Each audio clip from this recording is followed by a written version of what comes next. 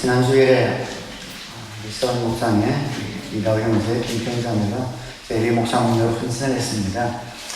우리 교회가 가정교회 13년을 지나면서 예비 목자가 오랫동안 세워지지 않아서 이번에 제일 길었던 그런 공백이 아닌가 싶습니다. 거의 4, 5년 이상 젊은 세대들이 목자로 세워지지 못했는데 우리 젊은 부부층에서 귀한 목자로 헌신한 지체들이 나와서 얼마나 기뻤는지 모릅니다. 잊고 살다가 보면은 나도 나이를 먹고 있구나 이것을 이제 알게 됩니다. 우리 같이 막 지나다 보니까 매일 이제 만나는 사람, 보는 사람들과 지내다 보니까 저도 나이를 꽤 먹었는데 저보다 연세가 있으시면 죄송하지만 그걸 의식하지 못하고 가는 것 같아요. 그러다가 지난 목사 수련회 때 우리 목사님들 쭉 보면서 제일 어린 분 목사님이 유부종 목사 72년생이시죠. 그래서 72년생이라고. 그래서 40대 후반이더라고요. 중반인가? 그래서 깜짝 놀랐습니다. 어느새 우리 목사님들 이렇게 평균 연령이 또 40대 후반 이상으로 높아지셨구나. 40대 초반도 30대도 20대도 중간에 목자를 없는 시기가 꽤 오래되고 깜짝 놀라고 충격으로 다가왔습니다. 좀 더 우리 젊은 세대에 우리 자녀들에게 정말 관심을 가지고 집중하고 포커스를 맞춰야겠구나 이런 결심이 들었습니다. 제가 나이를 먹어가고 있다는 것을 이렇게 느끼면서 깜짝깜짝 놀랄 때가 있는데요. 우리 커플들로 이루어진 목장이 있습니다.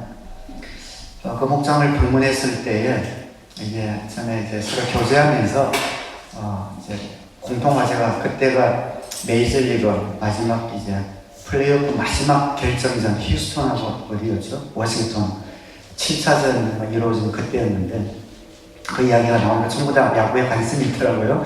저도 야구를 좋아하기 때문에 어느 팀이 이야기를 하는 도중에 제가 이제 공감대를 형성하려고 제가 1990년에 캐나다 토론토에 왔습니다.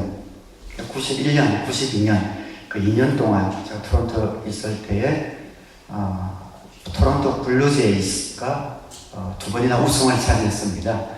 그래서 91년, 92년에 토론토 블루제이스가 그때 연속으로 제가 있을 때 우승을 차지했습니다. 그러니까 이야기를 나누니 그분들이 갑자기 말문이 막히더니 한 형제님이 글쎄 그때는 제가 한 살이었어. 잘 모르겠어요. 깜짝 놀랐습니다. 저하고 같은 레벨로 대화하고 있다고 생각하다가 한 살이어서 기억이 안 난다고 하는 걸 보고 내가 나이를 먹었구나 이 생각이 그때 팍 들었던 적이 있습니다. 그러던 와중에 지난주에 이제 중보기도 팀 때문에 팀장을 부탁하려고 이제 다우 형제에게 전화를 해서 하는 도중에 그 이야기가 끝났는데 다우 형제가 저한테 목사님 내일 말씀드리겠지만 전화한 김에 드릴 말씀이 있습니다 하는데 감이 확 오는 것 같아요. 그래서 귀를 기울이고 들었더니 저희가 나중에 간증 해주면 좋겠지만 어려운 시기가 있었습니다. 갑자기 헌신하려고 할 때 교통사고도 당하고 허리 부상도 당하고 믿음이 떨어질 수 있는 상황인데 오히려 그런 상황들 가운데서 하나님의 능력과 은혜를 붙들면서 예비 목자로 헌신하기로 했습니다 하는데 얼마나 울컥하든지 말이 안 나와요. 제가 말을 하면 제가 떨리는 이런 목소리가 형제 들릴까봐 전화기 툭 떼고 TV 보면 가끔씩 옛날 그 배우 조인성 씨가 막 하는 거 있죠. 그렇죠. 제가 그렇게 했습니다. 오른쪽을 이러면서 울음을 삼키고 진정하고 다우인데 통화를 마치는데 그걸 느끼는지 모르겠습니다. 못 느꼈어요. 제가 연기를 이렇게 잘합니다. 그래서 그랬던 적이 있습니다. 그렇게 감격스러운 것은 오랜 텀을 두고 예비 목장 운영가 헌신했다는 그런 기쁨도 있지만 이제 엘리야가 저 멀리 조각 손바닥만한 구름을 하나 보고 홍수를 선포했듯이 하나님이 우리가 정말 모든 리더들뿐 아니라 중보 기도로, 금식 기도로, 합성 기도로 기도를 세우려고 마음만 먹었을 뿐인데, 시작했을 뿐인데 하나님의 그 사인으로 이런 귀한 일들을 보여주시는구나, 이런 마음이 들어서 얼마나 기대가 되고 흥분이 되었는지 모르겠습니다. 그래서 우리 교회 모든 성도님들께도 말씀을 드리기 전에 부탁드리고 싶은 것은 우리 교회 젊은 세대들, 영커플, 청년들, 뉴스들 정말 잘 자라날 수 있도록 기도해 주시고 격려해 주시고, 우리 교회 장래를 위해서 우리 모두가 그것에 힘을 쏟는, 하나님 우리에게 은혜 베푸실 때, 물 들어올 때 노서해야 되잖아요. 은혜 베푸실 때 우리의 마음을 다시 한번 다잡고 하나님 주신 귀한 은혜를 우리 공동체 가운데 흘려보내기로 결심하는 귀한 은혜가 저와 여러분에게 되기를 바랍니다. 오늘은 우리 예수님의 그런 소중한, 참 좋으신 예수님, 우리의 정답이시고 진리 되신 예수님에 대해서 말씀을 좀 전하려고 합니다. 전도를 해보시면 아시겠지만 의외의 일들이 많이 생기죠. 꼭 믿을 것 같은 사람인데 의외로 잘 믿지 않고 오래 걸리는 그런 VIP들이 있습니다. 어떤 분은 참 힘들 것 같은데 금방 믿는 이런 분들도 있습니다. 제가 쭉 보니까, 경험적으로 보니까 특별히 예수 믿기 어려운 분들, 오래 걸리는 분들이 착하고 또 성실하고 또 열심히 있는 이런 분들이 오히려 시간이 걸리는 것을 발견을 합니다. 저희 어머니 쪽, 외가 쪽은 어머니가 아버지를 통해서 제일 먼저 예수를 믿고 어머니를 통해서 모든 식구들이 예수를 믿었습니다. 저희 외삼촌 두 분도 목회자가 되시기도 하셨는데, 이모, 또 외삼촌, 외할머니 모두 다 예수님을 믿기 시작하는데 가장 늦게 믿은 분이 저희 외할아버지입니다. 외할아버지 성품은 말 그대로 양반입니다. 진동이라는 그게 시골인데 너무너무 성품이 양반, 법 없이도 살 수 있는 분, 소문나신 너무 점잖고 착하신 그런 분이 외할아버지셨습니다. 외할아버지는 복음이 안 들어가는 거예요. 오랫동안 예수를 믿을 필요를 못 느낀 것 같아요. 그냥 나는 다른 사람 해야 안 끼치고 착하게 살고 있는데 죄인이다 하니까 그것이 와닿지도 않고 예수를 믿을 필요가 없으니까 이 복음을 오랫동안 받아들이지 않으셨습니다. 저희 아버지가 고성인가 어디 함산도인가 그 개척을 목회를 하실 때로 기억이 나는데, 갑자기 어머니가 전화를 받으시더니 툭툭 주저앉고 눈물을 흘리시던 것이 기억납니다.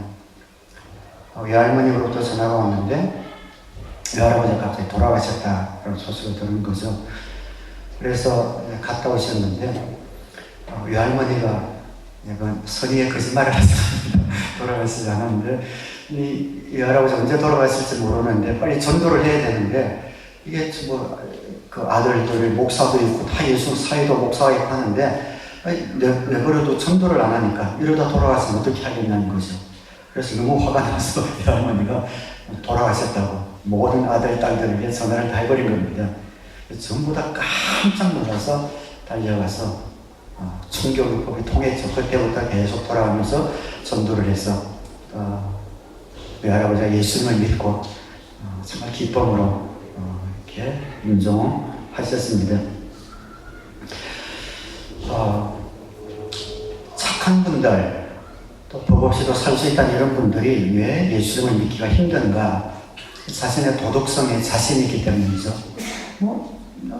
잘못한 것도 없고 꼭 예수 믿어야 될 그 필요성을 느끼지 못하기 때문입니다. 구세주라는 말의 뜻 자체가 나의 죄를 속하여 주신 분, 지옥에서 나를 건져주신 분이라는 뜻이 있는데 자신이 그런 형편에 처했다는 인식이 없으니까 쉽게 믿기가 힘듭니다.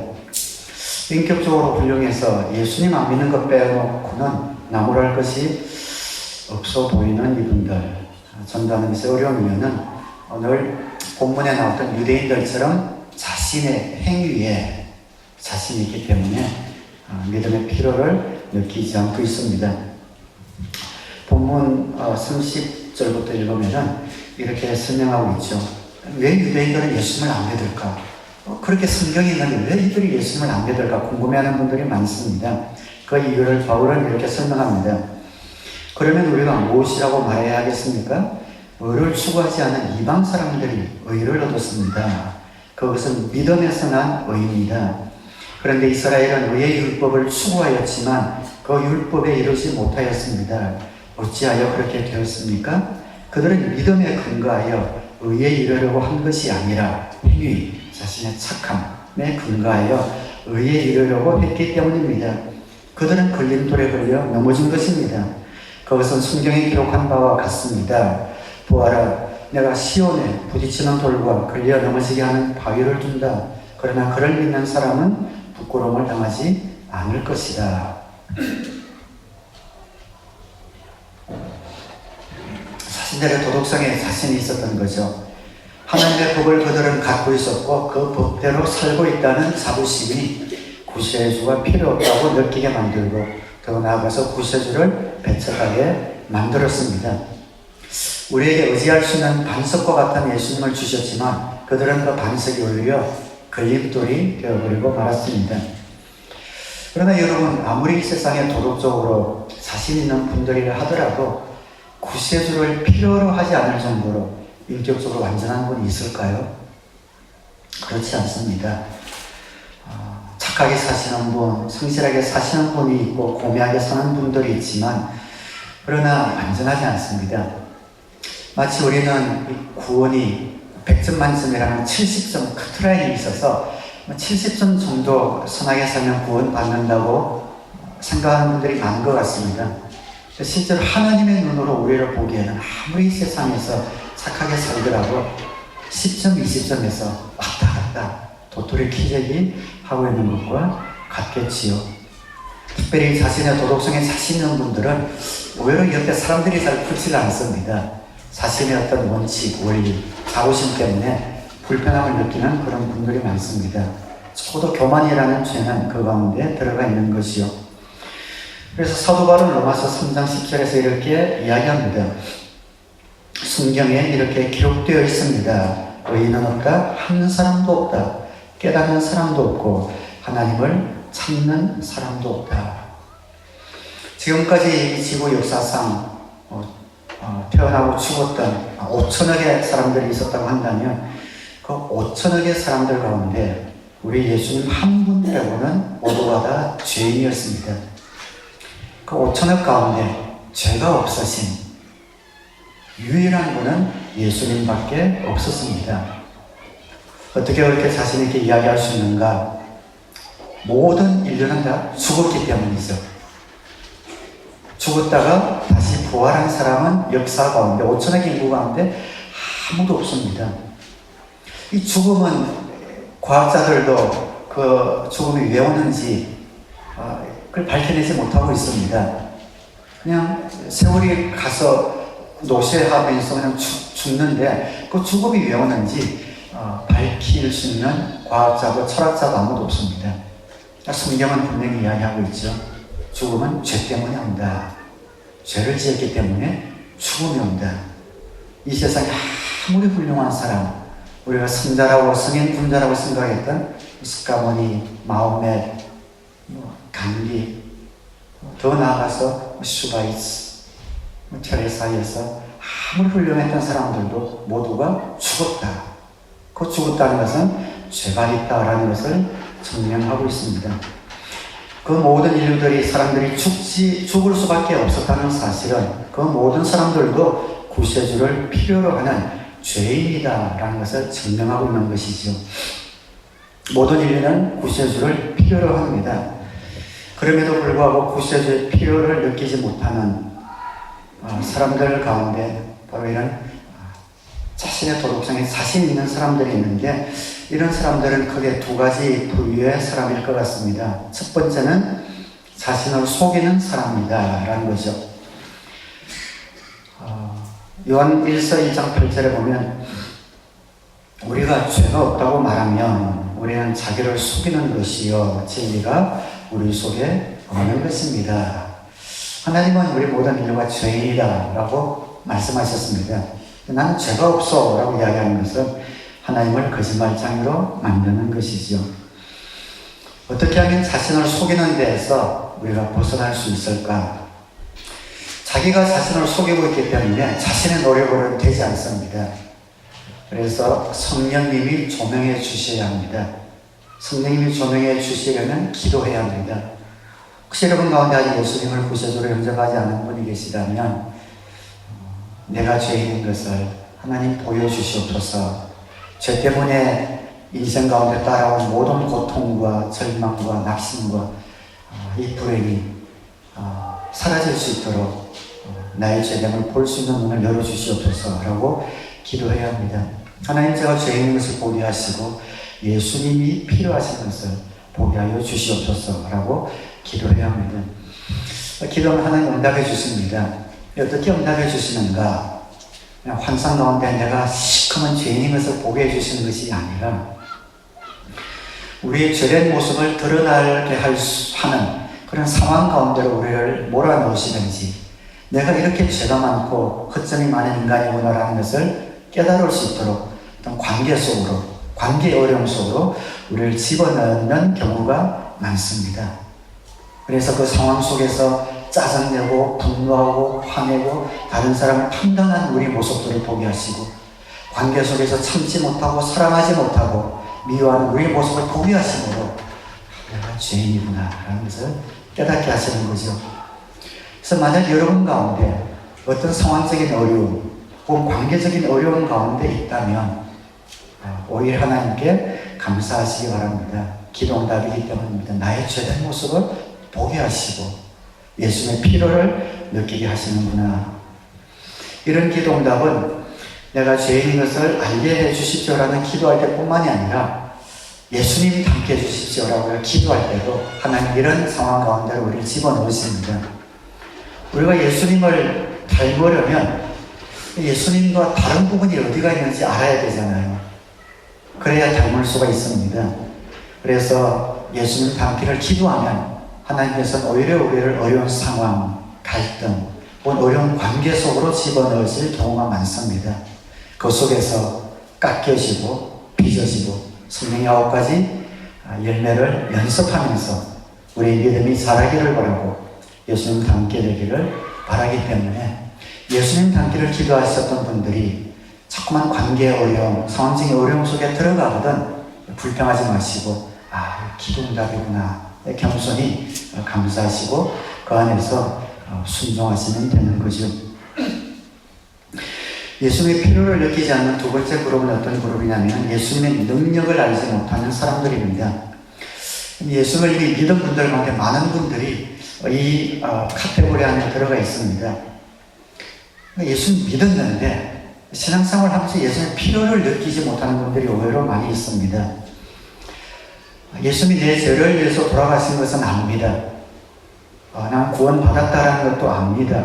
무엇을 모르냐면은 구원받긴 받았는데 내가 크리스찬으로 살아가면서 왜 예수님이 굳이 필요하냐라고 생각하는 거죠. 내가 예수님을 찬양하기는 하지만 내 죄를 위해서 돌아가신 그분의 언덕을 생각해서 그냥 인사상 그냥 체면체계상 찬양하고 최소한의 것들을 해줄 뿐이지 진정 마음 깊은 곳에서 예수님을 향한 경외와 사랑과 이런 존경, 친밀감이 나오지 않는 분들이 의외로 많다는 것이죠. 예수님의 능력을 알지 못하는 그런 분들입니다. 예수는 정말 능력이 있는 분입니다. 예수는 우리의 찬양과 경배를 받기에 정말 합당하신 분입니다. 나를 구원하셨을 뿐 아니라 우리의 삶 가운데 깊게 개입하셔서 우리가 동행하시고 인도해 주시는 분이 예수님입니다. 이 예수님의 능력을 알기 위해서 기도해야 하고 또 말씀 묵상해야 합니다. 정말 주님을 내게 알게 해주십시오. 이 성경이 예수님에 대해서 알려주는 거잖아요. 성경을 보지 않고 말씀을 묵상하지 않고 예수님을 알 수가 없습니다. 예수님이 얼마나 크신 분인지 그냥 주님께 가까이 가지 않고는 알 수가 없습니다. 그냥 구원받았다고 예의상 신앙생활 하는 그런 범위에서 머물러 있다면 너무나 큰 것을 놓치는 겁니다.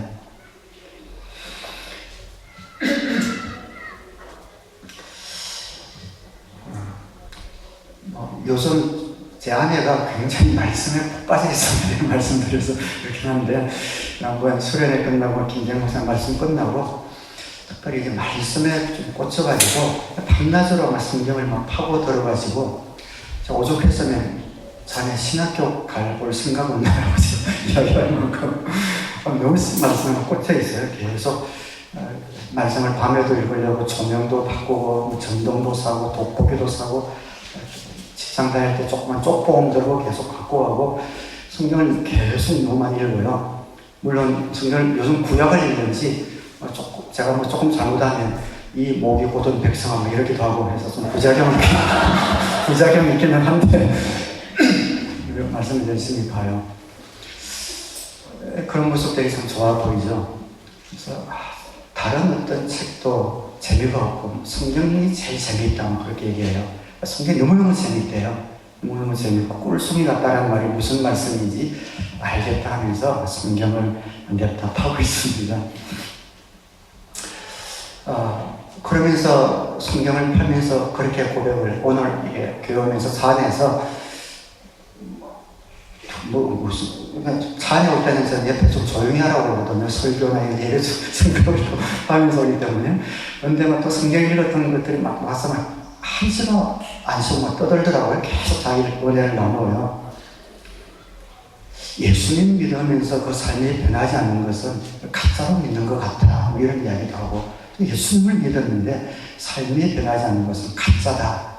예수님 마음 가운데 계시니 어떻게 그 삶이 변하지 않을 수 있는 그런 이야기를 하더니 또 무슨 이야기 했더라? 말씀과 꽂혀서 그렇게 얘기를 합니다.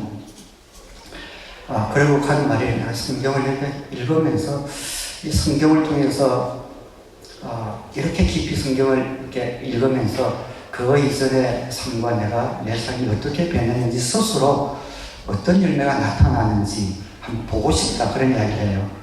정말 성경을 통해서 예수님께 이렇게 깊이 봤을 때에 예수님이 나를 어떻게 변화시키시고 또 나에게서 어떤 열매가 나타날지 스스로도 기대가 된다. 그런 이야기를 해요. 그래서 나도 기대가 된다. 얘기를 했습니다. 예수님의 능력, 예수는 우리에게 구원을 주신 분뿐일 뿐 아니라 능력의 예수님, 그 예수님의 필요를 많은 크리스천들이 실제로 살면서 느끼지 못하는 것 같습니다. 왜? 주님께 가까이 가려는 이런 노력이 없기 때문에 주님께 가까이 가게 되면 그 주님이 얼마나 크신 분인지 그런 점 누구든지 그리스도 안에 있으면 그는 새로운 피조물이라 이전 것은 지나갔으니 보라 새 것이 되었도다. 감탄사거든요. 그 말이 무슨 말인지 이해가 되기 시작합니다. 나에게 새로운 능력과 새로운 욕구를 주시는 예수님, 하늘과 땅의 모든 권세를 지니신 그 예수님이 나의 예수님이신 것, 자연과 환경의 지배를 받으며 살아갈 수밖에 없는 우리지만 이 자연 오해를 지배하며 사는 사람들로 만들어주신 그 예수님의 능력, 우리 힘에는 한계가 있지만 그의 이름으로 구할 때 무엇이든지 선한 것을 주시는 그 예수님, 우리의 기도가 믿음과 합쳐질 때에 자연 환경조차 우리에게 굴복할 수밖에 없는 것을 약속하고 있는 그 예수님, 그 놀라운 예수님이 나의 예수님이라는 것을 우리는 느끼게 됩니다. 그래서 혹시 나의 도덕적인 자부심, 그냥 성품이 좋아서 예수님의 필요를 느끼지 않는 분들이 있다면 기도를 통해서 내가 얼마나 죄인인가라는 것을 깨닫게 되기 원하고, 주님을 믿는 분들 가운데서도 예수님이 내 삶 가운데 굳이 필요가 없다고, 필요하지 않다고 느끼며 사는 분들은 주님과 더욱 친밀감, 말씀과 기도를 통해서 그분의 능력을 끌어당겨서는 귀한 은혜가 있게 되기를 주님의 이름으로 축원합니다. 열성은 좋습니다. 열심히 있어야 합니다. 그런데 예수 믿기 좀 힘든 분들 가운데 오히려 열심히 있는 분들이 오히려 잘못 가는 것들을 보기도 합니다. 열심 자체의 문제가 있는 것은 아니겠죠. 무엇이 문제냐? 그 열심히 올바른 지식을 갖추지 못했을 때 자신의 열심이 오히려 믿음을 방해합니다.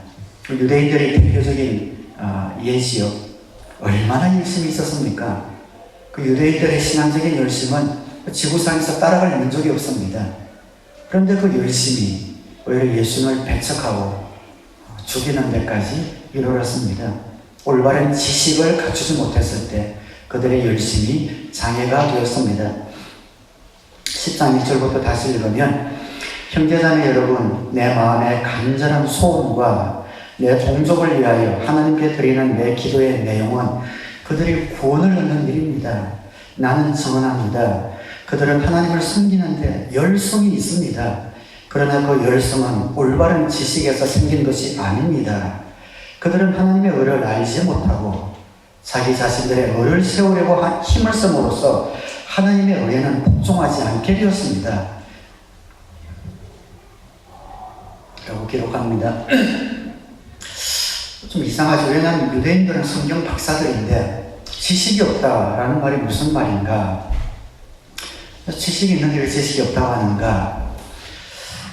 지식과 정보를 혼동하기 때문에 나오는 질문입니다. 지식과 정보는 다릅니다.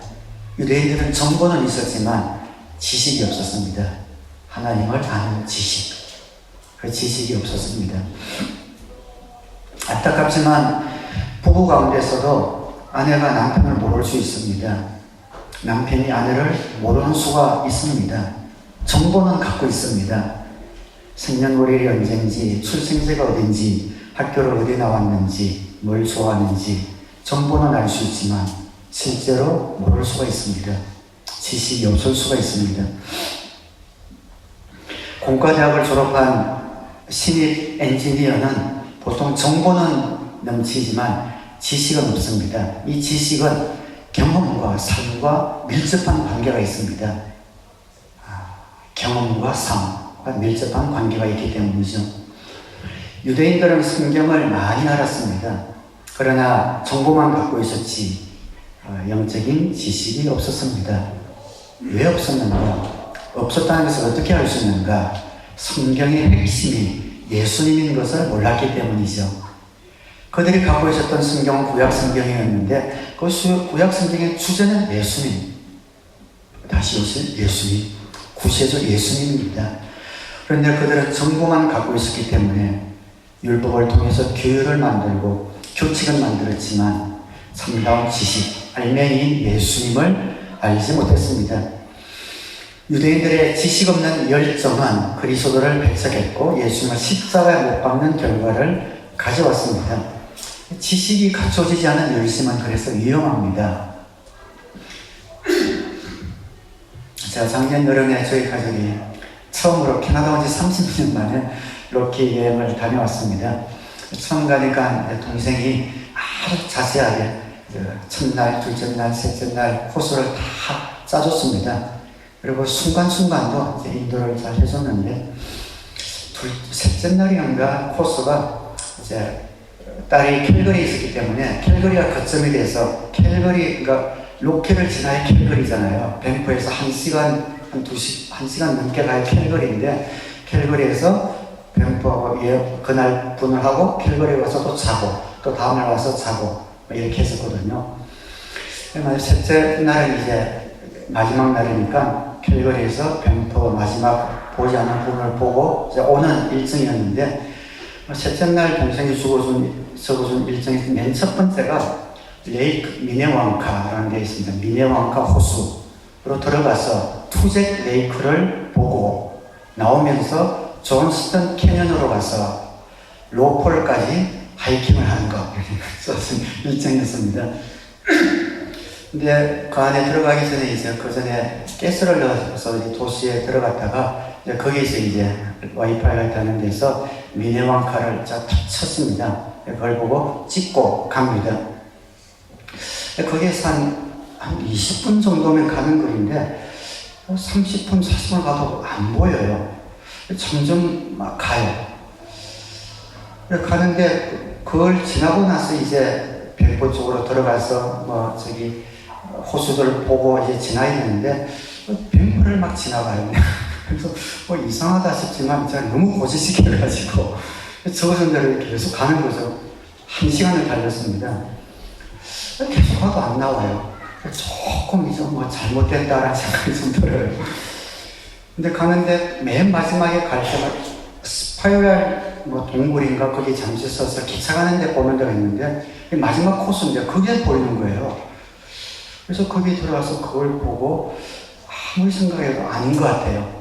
그래서 적어준 거기 전화기에 다시 봤더니 미네왕카라고 쳤는데 맥아들 엉뚱한 게 쳐져 있고 이게 같이 여러 개 나왔는데 툭 눌렀는데 그 밑에 있는 다른 게 들어가는 거죠. 그게 끝나는 데 있는데 그래서 20분 만에 갈 때를 1시간 반이나 달렸다가 다시 그래서 돌아가면서 식구들한테 그때 얘기 안 했습니다. 지금 알겠네. 고소가 그렇다고 그때 얘기했는데 저기 땀이 쫙 나고 나중에 동생이 미네왕프랑 투자를 갔냐고 또 물어와요. 그래서 제가 거기는 일정상 스킵했다 이러고 하는데 또 동생이 발견이 그래서 갔죠. 근데 마침 그까지는 한 30분을 더 가야 이제 찍었던 데 있는 다행히 그까지 가서 돌아오긴 했습니다. 정보는 있는데 지식이 없어서 그죠. 그게 좀 지식만 있었더라도 조금만 생각만 했더라도 그런 어리석은 깨서를 낭비하진 않았을 겁니다. 정보만 갖고 내가 그 정보를 믿고 가면 갈수록 목적지에서 멀어지는 거죠. 난 맞다고 생각하는데 오히려 더 멀리 엉뚱한 데로 가게 되는 겁니다.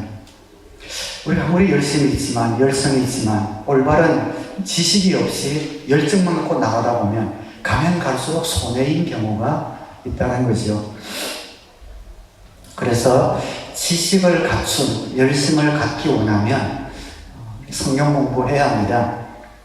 성경을 읽고 또 성공부 들어가야 합니다.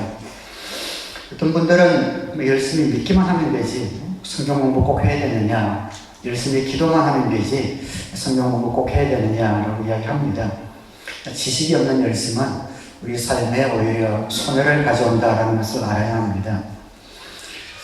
많은 교회에서 보면 교회 문제를 일으키는 분들이 십중팔구 열심히 넘치는 분들이에요.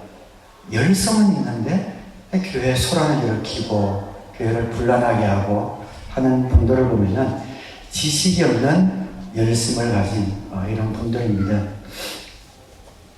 우리 오래됐으니까 얘기해도 되겠죠. 우리 교회 때 아주 오래전에 한 성도님이 굉장히 열심히 있는 분들이 있었습니다. 열심히 있는 분이 있었어요.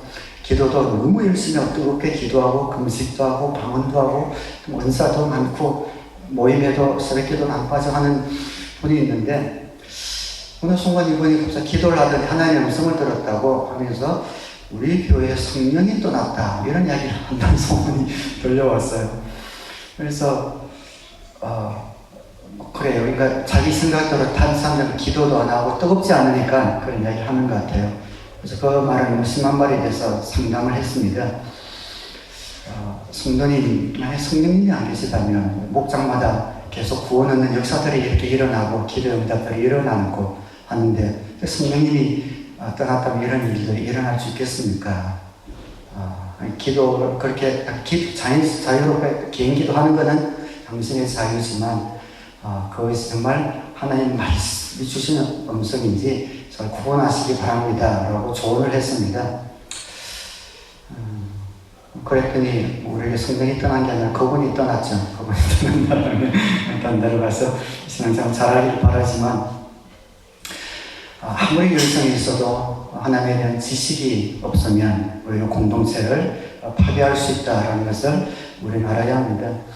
적어도 1년에 성공부 하나는 돌아왔으면 좋겠습니다. 어떤 성공부든 1년에 한 번은 듣겠다 이렇게 결심하고 들으면 좋을 것 같습니다. 성공부는 너무 좋습니다. 지금 우리 경건의 삶, 생명의 삶 하고 있는데 너무너무 좋아요. 저도 가르치면서 너무 보람도 있고 신도 나고 또 배우는 분들도 유익이 되는 것 같아서 너무 좋습니다. 특히 생명의 삶 같은 경우는 우리 VIP 분들이 많은데 정말 성경이 하나님에 대해서 알아가는 이런 모습이 너무 좋은 것 같아요. 허락은 안 받았는데 재미있어서 좀 저녁 형제님 이야기를 소개를 하겠습니다. 저녁 형제님은 교회 처음이잖아요. 배워가는 모습이 너무너무 귀하고 좋아요. 지난주에 성령 체험 시간이 있었거든요.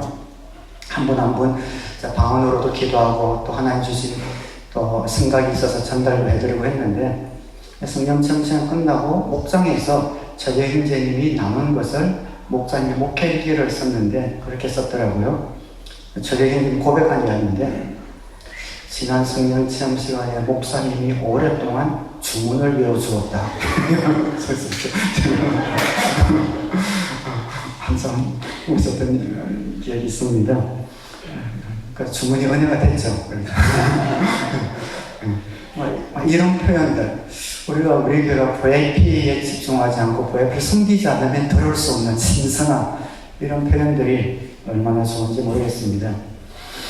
그래서 예수님이 어떤 분이신지 우리의 열성이 정말 방향을 바로 잡기 위해서 성경과 친밀하게 지내시고 또 성공부가 개강되면 꼭 1년에 하나는 듣겠다 결심하는 여러분 되시기를 주님의 이름으로 축원합니다. 둘째는 마지막인데요. 성경의 핵심이 예수님인 것을 우리는 알아야 합니다. 이것을 모르면 성경 공부를 아무리 많이 해도 정보만 내 머릿속에 쌓이지 믿음이 자라지 않습니다. 이 성경이 말하고 있는 핵심은 예수님이다. 그걸 아셔야 합니다. 우리 신앙의 핵심은 예수님입니다. 예수님이에요. 여러분이 신앙생활 하시면서 내 열심이, 내 믿음이 올바른 지식에 갖춘 열심인지 아니면 내 열심인지 분별할 수 있는 길이 있습니다. 그 기준은 예수님입니다. 예수님에게 비추어 보면 됩니다. 예수님에게 비추어 본다라는 말은 이 세 가지에 비추어 보는 겁니다. 그 마지막 화면. 네. 나의 모든 믿음의 행위들을 예수님의 사랑, 예수님의 의, 예수님의 영광에 비추어 보는 거죠. 예를 들어서 자녀를 열심히 키우는 부모님들은 그 질문을 던져보시기 바랍니다. 열성을 다해서 자녀를 키우시잖아요. 열성 좋습니다. 근데 나의 이 열성이 올바른 지식에 근거한 열성인가를 비추어 보시려면 나는 예수님의 사랑으로 우리 자녀들을 사랑하고 있는가? 예수님의 사랑으로 예수님의 사랑이 이들에게 전달되도록 나는 키우고 있는가? 나는 이들 삶 가운데 예수님의 의로우심이 나타날 수 있도록 예수님의 의로우심을 이 자녀들이 갖고 살도록 가르치고 있는가? 나는 우리 자녀들을 키울 때에 이들이 예수님의 영광을 나타낼 사람이 되도록 양육하고 있는가? 비추어보는 거죠. 그 대답이 긍정적으로 나온다면 여러분은 여러분 자녀를 향한 열심이 잘못된 것이 없는 좋은 열심입니다. 계속해서 정진하시기 바랍니다. 그러나 한 가지라도 부정적인 답이 나온다면 여러분의 열성은 오히려 자녀를 다쳐줄지 모릅니다. 오히려 자녀를 잘못된 길로 버릴지도 모릅니다. 그러면 다시 돌아와야 합니다. 사업을 하시는 분들, 직장 생활하면서 온 사력을 다 쏟아 열심을 갖고 하는 분들도 이 질문을 던져보아야 합니다. 내가 직장 상사를 주님처럼 대하고 아랫사람을 사랑으로 대하고 나의 고객을 예수님의 사랑을 가지고 대하고 있는가? 나의 직장 생활과 사업을 어렵게 하고 있는가? 나는 나의 직장 생활과 사업을 주님의 영광을 위하여 하는가? 긍정적인 답이 나오면 제대로 인생을 살고 계신 분들입니다. 그러나 하나라도 긍정적인 답이 나오지 않다면 그 열심은 오히려 여러분의 삶을 파괴하고 건강을 다쳐줄 가능성이 있다는 것을 이 시간 아시기 바랍니다. 교회 사역도 마찬가지지요. 나의 사역은 하나님과 이웃을 사랑하는 것이 동기인가 봐야 합니다. 나는 결과만 좋으면 방법은 어떻게 해도 좋다는 생각에서 벗어나서 어려운 방법과 과정만을 붙들고 사역하고 있는가? 돌아보아야 합니다. 나는 나의 만족이나 사회에서 못 채운 어떤 보람을 위해서 사역하지 아니하고 오직 주님의 영광을 위하여 하고 있는가? 나의 사역은 정말 주님의 사랑과 주님의 의로움과 주님의 영광을 위해서 하고 있는가? 돌아보아야 합니다. 긍정적인 대답을 할 수 있으면 사역을 제대로 하고 있는 겁니다. 하나라도 긍정적인 대답을 줄 수가 없다면 사역의 내용이나 방법을 바꿔야 합니다. 사랑으로, 하나님을 사랑하는 마음으로, 이웃을 사랑하는 마음으로, 어려운 과정으로 주님의 영광을 위해 사는 것으로 바꿔야 합니다. 이렇게 할 때에 우리의 자녀를 양육하는 문제, 가정생활, 사업생활, 직장생활, 교회생활에 올바른 지식이 여러분의 열성을 도와주어서 귀한 열매를 맺게 할 줄 믿습니다. 오늘 유대인들은 열심이 있었지만 자신의 어려움에 있는 자부심은 있었지만 주님을 십자가에 못 박고 말았습니다. 이 본문을 통해서 오늘 저와 여러분들이 하나님이 주시는 말씀이 있다면 자신을 돌아보면서 예수님이 꼭 필요한 사람이 되게 하여 주옵소서. 구원 얻을 때뿐만 아니라 나의 신앙의 삶 가운데서도 예수님 없는 삶은 생각도 할 수 없는 그런 나의 신앙이 되게 하여 주시고 올바른 지식이 있는 열심이 되어서 다른 사람을 살리는 주님의 종이 되게 하여 주옵소서. 결심하고 헌신하는 귀한 은혜가 여러분에게 있게 되기를 주님의 이름으로 축원합니다. 기도하겠습니다.